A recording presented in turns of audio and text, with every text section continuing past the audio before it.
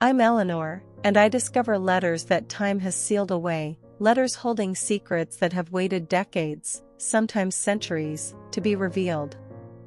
Each one tells a story that time tried to hide. Today, I want to tell you about a letter that sat hidden for 5 years in a safe behind a painting.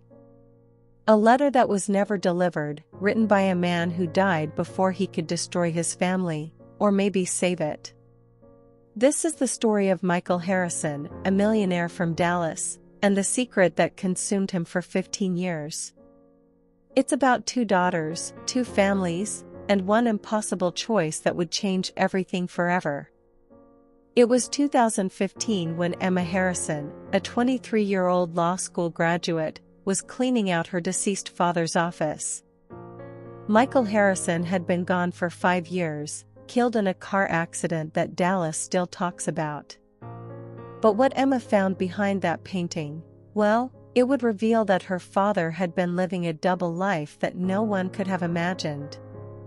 Let me take you back to where this all began, because some secrets have roots that go back 30 years. Dallas, 1985. Michael Harrison was just 25, a struggling accountant with big dreams and a bigger heart. He was madly in love with Olivia Mitchell, a beautiful woman who seemed to love him back. At least, he thought she did. Picture this scene, a small coffee shop downtown, Michael nervous but hopeful, pulling out a modest engagement ring. He'd saved for months, working extra hours, dreaming of their future together.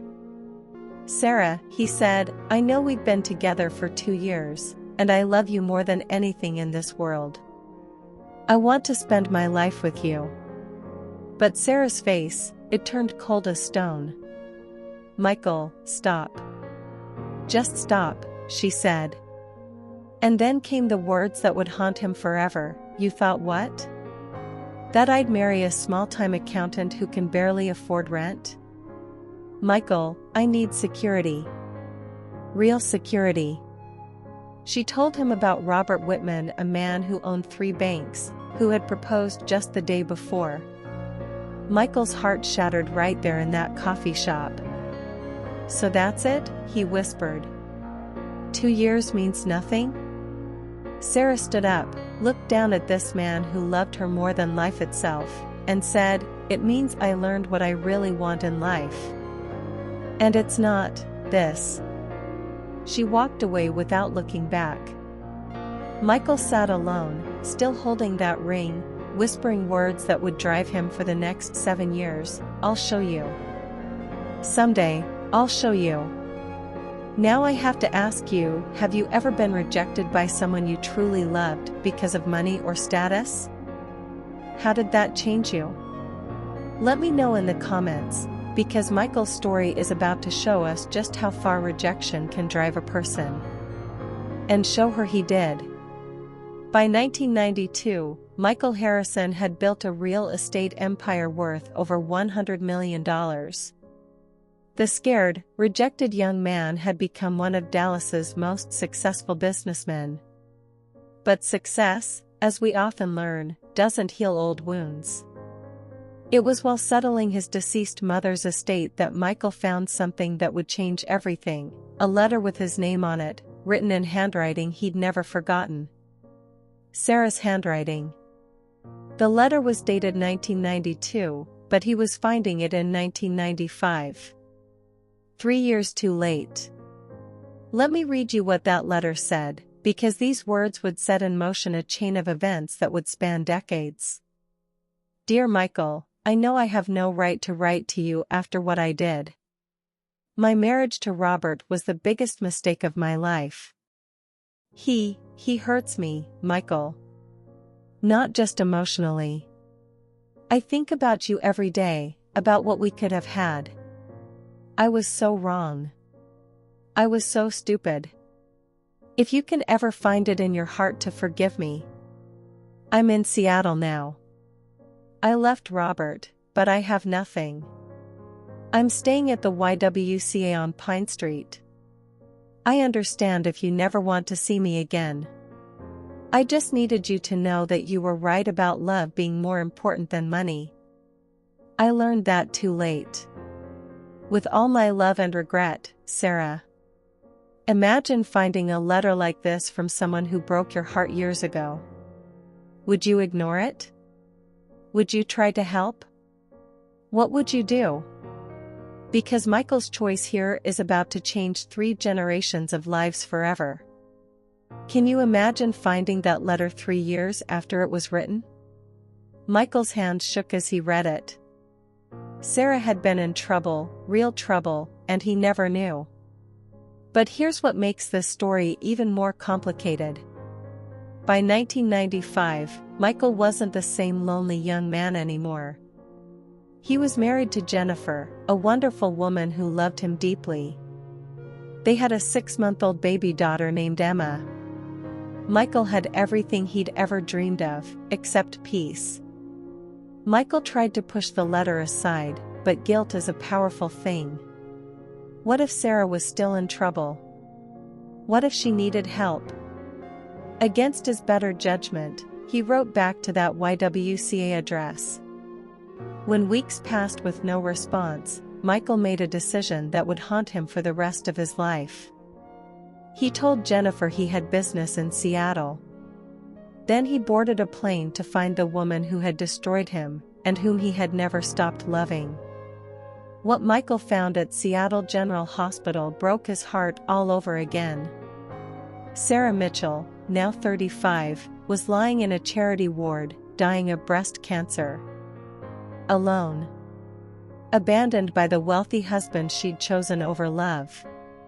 No family to help her, working night shifts cleaning offices just to pay for generic medications.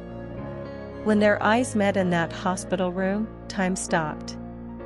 "Michael," she whispered, not believing he was real. "I just found your letter," he said. "I'm so sorry I'm late." Michael Harrison was now a millionaire, but in that moment, money meant nothing to him. Within hours, he had Sarah transferred to the best private medical facility in Seattle. The best doctors, the best treatment, no expense spared. "Why are you doing this?" Sarah asked him. "You have every right to hate me." "I could never hate you," Michael replied. "I was hurt, but I understand why you made the choices you did." And here's where the story takes its most devastating turn, because love, real love, doesn't just disappear. Even when it should. Here's what I want to know: if you were Michael, with a loving wife and baby at home, would you have helped Sarah? Where do you draw the line between compassion and betrayal? This is getting complicated, isn't it? For months, Michael flew back and forth between Dallas and Seattle. To Jennifer, these were business trips expanding their real estate empire to the Pacific Northwest. To Sarah, they were visits from the man who had saved her life. Sarah's cancer went into remission. She was getting better, stronger, more beautiful than ever. And Michael was falling in love all over again. "Are you happy?" Sarah asked him one day. "With your wife?" Michael paused. "Yes. Jennifer is wonderful. And Emma, she's perfect." "I'm glad," Sarah said. "You deserve happiness." But when Sarah kissed him that night in her hospital room, Michael didn't pull away. When she whispered, "I never stopped loving you," he kissed her back. And that's how a millionaire businessman found himself living a double life, loving 2 women, belonging fully to neither. The affair lasted 6 months. 6 months of Michael living between 2 worlds, carrying a guilt that was eating him alive. Then came the phone call that changed everything. "Michael," Sarah said, her voice shaking, "I need to see you. Right away." When he arrived at her apartment, she showed him a pregnancy test. "Positive." "I'm pregnant," she said. And Michael, The doctors told me the chemotherapy might have affected my fertility permanently. This might be my only chance to be a mother. Michael sat down heavily. What do you want to do? I want to keep it, Sarah said. I'm not asking you to leave Jennifer and Emma. I want to keep our baby. Okay, pause for a second. We've all made mistakes in life, but this is next level complicated. What would you do if you were Michael? Tell me honestly, have you ever been in a situation where every choice seemed wrong? Because it's about to get even more heartbreaking. Our baby. Those two words would haunt Michael Harrison for the rest of his life. For 9 months, Michael supported Sarah through her pregnancy, flying to Seattle monthly while maintaining his perfect family life in Dallas. Jennifer never suspected. Emma continued to grow, a happy, beloved child. But Sarah's cancer, it came back during the pregnancy. The doctors couldn't treat it aggressively because of the baby. They had to choose, treat the cancer and risk the child, or deliver the baby and hope they could save Sarah afterward. On a cold Seattle night in 1996, Sarah Mitchell gave birth to a beautiful baby girl they named Olivia. For a few precious hours, Sarah held her daughter, radiant despite her illness. She's perfect, Sarah whispered to Michael. Look at her. She's perfect. Michael looked at his daughter, his second daughter, and felt his heart break and heal simultaneously. If anything happens to me, Sarah said, promise me you'll take care of her. Promise me she'll know she was loved. Nothing's going to happen to you, Michael said. But they both knew it wasn't true. Sarah died 3 days later. The cancer had spread too far, too fast. Michael Harrison, millionaire businessman, stood in that Seattle hospital holding his newborn daughter, with no idea how to live with what he'd done. And so began 15 years of the most elaborate deception you can imagine. Michael set up Olivia in the finest boarding school in Seattle. He visited every month, telling Jennifer these were business meetings. He never missed Olivia's birthdays, her school plays, her graduations. To Olivia, he was simply Dad, a successful businessman who traveled a lot but loved her deeply. To Jennifer and Emma, he was the perfect husband and father, successful and devoted. But the guilt was destroying him slowly. Every lie to Jennifer felt like poison. Every moment with Emma reminded him of the daughter in Seattle she didn't know existed. Every visit to Olivia meant leaving behind the family that thought they knew him completely. I need to know what you're thinking right now. Are you judging Michael for his choices? Do you feel sorry for him? Or are you thinking about Jennifer and Emma, living a lie for 15 years? Who do you feel most sorry for in this story? Drop your thoughts below. By 2010, the weight of his double life had become unbearable. Emma was 18, heading to Harvard on a full scholarship. She was brilliant, beautiful, everything a father could want in a daughter. And Michael realized she deserved better than a father built on lies. Olivia was 15 now, a stunning teenager who looked exactly like Emma, with Sarah's grace and Michael's determination. She was thriving in school but starting to ask harder questions about why her father seemed so sad sometimes. Michael made a decision. He would tell Jennifer everything. Confess the affair, the secret daughter, 15 years of deception. He would face the consequences and pray that somehow, someway, his family could survive the truth. Michael spent weeks writing that confession letter. 10 pages of brutal honesty, detailing every lie, every secret, every moment of the double life he'd been living.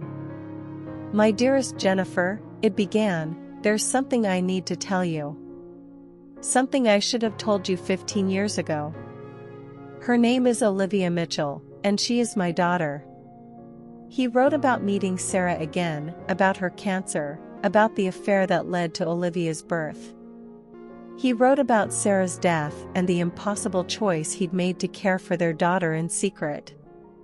He wrote about the guilt that was consuming him and his desperate hope that Jennifer could somehow find it in her heart to forgive him. The letter ended with these words, "I know I'm asking the impossible, but Olivia is innocent in all this. She's a beautiful, brilliant girl who deserves to know her family. I hope someday you can find it in your heart to love her as I do. With all my love and deepest regret, Michael." On the night Michael planned to give Jennifer that letter, he prepared a special dinner. Emma was away at college. It would be just the two of them, and he would finally tell the truth that had been killing him for 15 years. "You said you had something important to discuss?" Jennifer asked as she prepared the meal. "Yes," Michael said, his hands shaking as he held the letter. "Jennifer, what I'm about to tell you will change everything between us." Then his phone rang. A business emergency that couldn't wait. "I have to take this," he said. "When I get back, we'll talk. I promise." He kissed her forehead and left the letter on his desk.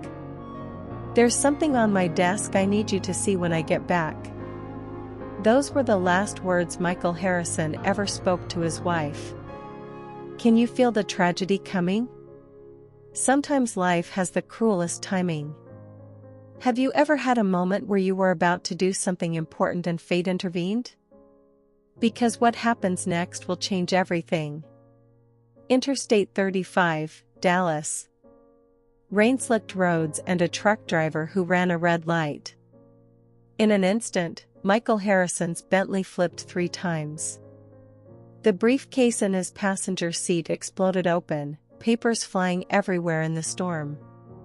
Among those papers, blowing away into the darkness, was a letter that could have changed everything. By the time paramedics reached Michael, he was gone. The confession that had taken him weeks to write was scattered across a Texas highway, unreadable in the rain.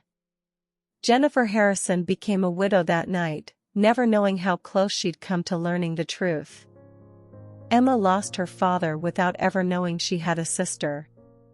And in Seattle, Olivia Mitchell got a phone call that her father had died in an accident, leaving her completely alone in the world.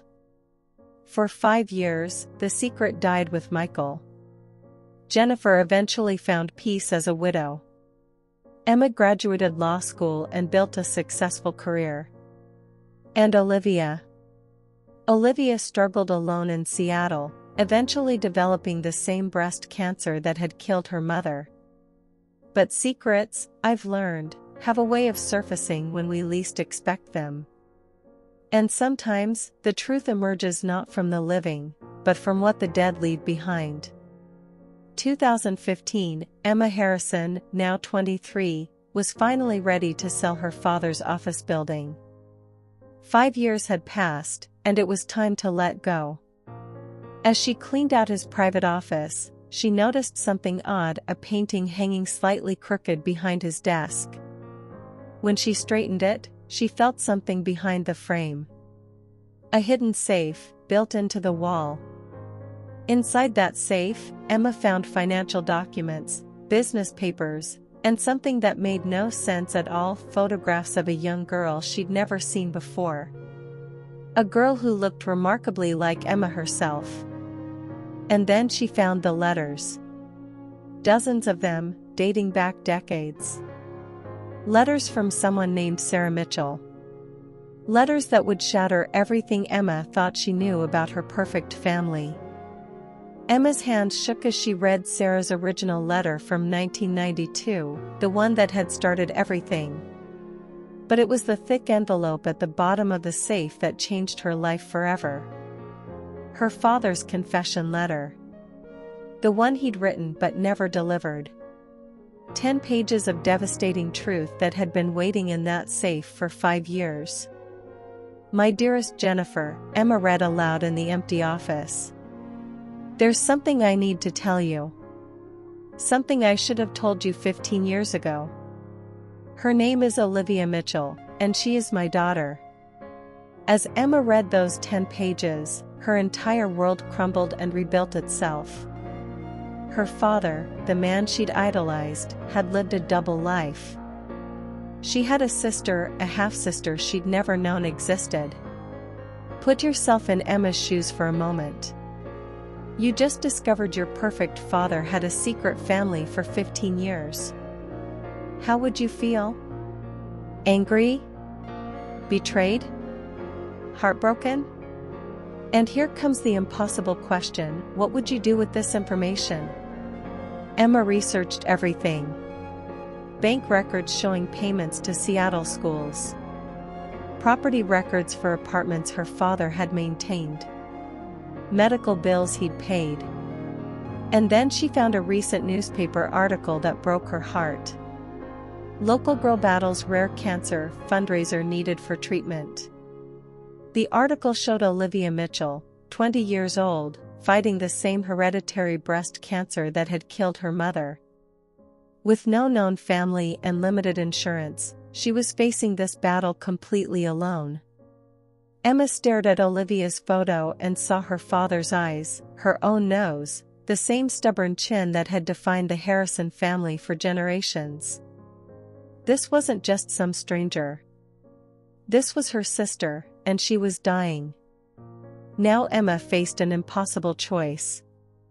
Should she tell her mother, Jennifer, who had spent 5 peaceful years as a widow, believing her husband had been faithful and devoted? Should she reach out to Olivia, this sister who had no idea Emma even existed? Emma drove to her mother's house, the letters in her car, her heart pounding. She found Jennifer in the garden, peaceful and content, tending to flowers Michael had planted years before. "Mom," Emma said, "what would you do if you found out someone you loved had been keeping a huge secret from you?" Jennifer looked up, concerned. "I suppose it would depend on why they kept it. Were they trying to protect me? Or were they being selfish? What if it was both? Then I'd have to decide if knowing the truth would help or hurt. Some secrets are kept out of love, Emma." But Emma couldn't destroy her mother's peace. Not yet. Instead, she flew to Seattle, to Swedish Medical Center, where Olivia Mitchell was fighting for her life. The meeting between the sisters was electric. When Emma walked into that hospital room and saw Olivia, thin from chemotherapy but still beautiful, still strong, it was like looking into a mirror. "Are you from the fundraising committee?" Olivia asked weakly. "No," Emma said, her voice breaking. "My name is Emma Harrison. I think we need to talk." When Emma showed Olivia their father's photograph, when she explained who she was, Olivia's world shifted completely. "So all these years," Olivia whispered, "when he said he worked for Harrison Real Estate, he was working for you. His other family." The two sisters sat in that hospital cafeteria for hours, sharing stories about the man who had loved them both but kept them apart. Emma learned about Olivia's childhood, the monthly visits from their father, the expensive schools he'd paid for, the love he'd shown despite the impossible circumstances. Olivia learned about Emma's life, growing up with both parents, believing she was an only child, never knowing her father was torn between 2 families. "He loved you so much," Emma told Olivia. "Every document in that safe showed how much he cared for you. You weren't his secret shame, you were his secret treasure." Emma made a decision that night. She would pay for Olivia's treatment, all of it, the best doctor's money could buy. She couldn't give Olivia the family she'd missed, but she could give her a fighting chance at life. This is where it gets real, everyone. Emma just made a choice that shows incredible character. If you discovered you had a dying sister, Would you help her even if it meant keeping secrets from your own mother? What do you think? Is Emma doing the right thing here? For weeks, Emma flew back and forth between Dallas and Seattle, just as her father had done. She arranged Olivia's treatment, visited regularly, and watched her sister fight and win against the same cancer that had killed their father's first love. But the question remained, should she tell Jennifer? Emma wrestled with this decision every day. Her mother deserved to know the truth. But the truth would destroy Jennifer's memories of Michael, would shatter her peace, would force her to relive her marriage as a lie. Finally, Emma made her choice. She couldn't carry this secret alone anymore. "Mom," Emma said one evening, finding Jennifer looking through old photo albums. "What if I told you that Dad had another daughter? A daughter he kept secret from us?" The silence in that room was deafening. Jennifer's face went through a dozen emotions: confusion, disbelief, hurt, anger, betrayal. "What are you saying, Emma?" Emma showed her mother the letters, the photographs, the confession that Michael had written but never delivered. She watched her mother's world crumble as the truth emerged. 15 years. Jennifer whispered. "He lied to us for 15 years. The next few months were the hardest of their lives. Jennifer was furious at Michael for lying, at Emma for keeping the secret, at the entire situation that had turned her perfect marriage into a deception. But then Olivia came to Dallas. Cancer-free, beautiful, and so obviously Michael's daughter that there could be no denying the truth. When Jennifer first saw Olivia, her anger cracked. "You have his eyes," she whispered. And slowly, painfully, beautifully, these three women began to build something new from the wreckage of Michael's secrets. It took time, months of difficult conversations, tears, and tentative steps toward forgiveness. But Jennifer Harrison proved to be a woman of extraordinary grace. She couldn't forgive Michael completely, the betrayal was too deep, too long-lasting. But she could love Olivia, who had done nothing wrong except be born from an impossible situation. "Your father spent 15 years carrying this secret," Jennifer told both daughters one day, "and it destroyed him. I won't let it destroy us too." Olivia moved to Dallas. The Harrison family became a family of three women, bound together by love, loss, and the complicated legacy of a man who had tried to love everyone and ended up hurting them all. Emma and Olivia became true sisters, making up for 20 years of separation. Jennifer became the mother Olivia had never had. And slowly, they all began to heal. But the most powerful moment came 1 year later, at Olivia's college graduation. As she gave her speech, surrounded by family and friends, Olivia said something that brought tears to everyone's eyes. "Dad always said family isn't just about blood, it's about who shows up when you need them most. You both showed up for me when I needed it most. So here's what I want to know from you, after hearing this entire story, how do you feel about Michael Harrison? Was he a villain who betrayed his family, or a flawed man who tried to do right by everyone and failed? And Jennifer, could you forgive like she did? Could you open your heart to your husband's secret child?" This story shows us that sometimes our biggest mistakes can lead to our greatest blessings. That family isn't always about blood, it's about choice, forgiveness, and showing up when it matters most. If this story moved you, hit that like button and share it with someone who needs to hear about the power of forgiveness. And tell me in the comments, what's the most important lesson you learned from the Harrison family's journey? From all the letters I've discovered over the years, this one taught me that some secrets are too heavy to carry alone. That the truth, no matter how painful, is lighter than the weight of lies. And that family, real family, isn't about perfection. It's about choosing to love each other, even when that love is complicated by secrets, mistakes, and the messy reality of being human. This letter destroyed the Harrison family, and then it saved them. Maybe there's hope for all of us to find that kind of redemption. I'm Eleanor, and remember, the letters we don't send often speak the loudest of all. Until next time, keep your hearts open to the impossible stories that surround us every day.